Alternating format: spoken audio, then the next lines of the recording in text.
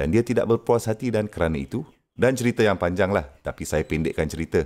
Sangat banyak pengorbanan yang dilakukan Salman radhiyallahu anhu. Sanggup melalui dan bersedia untuk melalui bahkan sebelum dia sampai ke Islam. Bahkan sebelum dia sampai ke Islam. Dan ini bukan untuk keperluan perutnya, bukan untuk keperluan bangsanya, bukan untuk keperluan negaranya, bukan untuk perkara-perkara lain. Sebaliknya untuk apa? Anda boleh sebutkan untuk kebenaran dan tujuan. Itulah dia cari. Dan ini sangat mengagumkan. Okey, biasanya kita mengatakan bahawa orang yang kehausan pergi cari perigi, kan? Tapi dalam kes Salman radhiyallahu anhu memang sangat menarik. Perigi datang kepada orang yang haus ini. Utusan sallallahu alaihi wasallam, Rasulullah sallallahu alaihi wasallam berpindah ke Madinah dan Salman Al-Farisi radhiyallahu anhu adalah seorang tawanan di Madinah yang sedang menunggu dengan penuh debaran bahawa satu hari nanti dia dapat bertemu dengan utusan terakhir sallallahu alaihi wasallam. Okey, ini adalah contoh orang-orang yang fikir dengan sangat-sangat mendalam. Okey, sekarang ini rata-rata tentang orang biasa kan, manusia biasa secara rata. Mari sekarang kita bercakap tentang utusan Allah Subhanahu wa taala, para nabi alaihi wassalatu wassalam. Allah Subhanahu wa taala memilih yang paling suci di kalangan manusia untuk menjadi utusannya. Dan yang paling suci di antara mereka semua adalah Rasulullah sallallahu alaihi wasallam. Cuba fikir, kamu rasa beliau risau dan perhatian tentang perkara-perkara duniawi saja? Walaupun sebelum Islam? Atau perkara yang lebih tinggi dan mendalam? Beliau adalah seorang pemikir yang mendalam. Beliau lebih mementingkan perkara yang lebih tinggi. Realiti ini dapat ditangkap di surah sebelumnya. Wa wajadaka dallan fahada.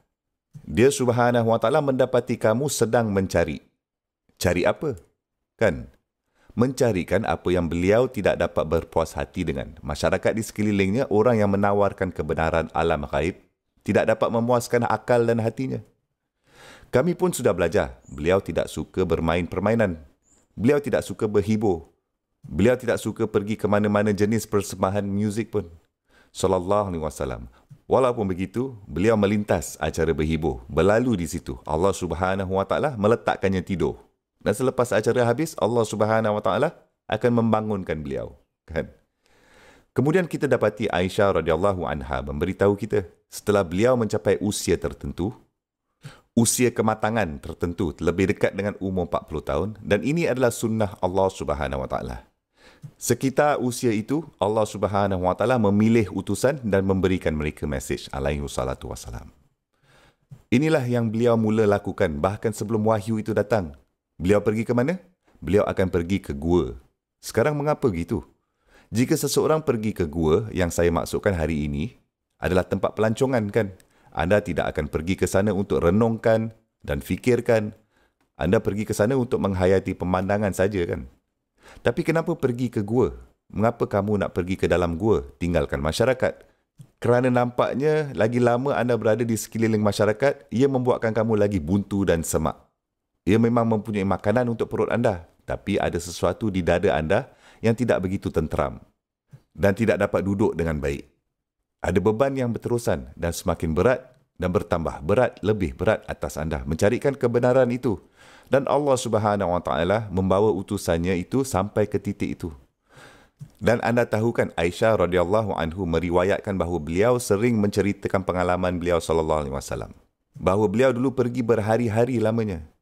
Jika anda sekarang nampak orang yang normal, orang yang biasa-biasa dalam masyarakat, mereka pergi je, lari je, dan mereka pergi ke camping. Dan mereka hanya tinggal di sana selama berminggu-minggu atau berhari-hari lamanya. Apa yang akan difikirkan oleh keluarga mereka sendiri? Orang ini kan kita betul-betul risau akannya lah tentang dia. Apa yang sedang berlaku dengannya kan? Dengan kata lain, orang ini mungkin boleh meletup satu hari nanti. Allazi anqada zahrak. Rasulullah SAW sangat desperate mencarikan kebenaran. Beliau SAW telah sampai ke titik yang desperate itu, malah meninggalkan masyarakat.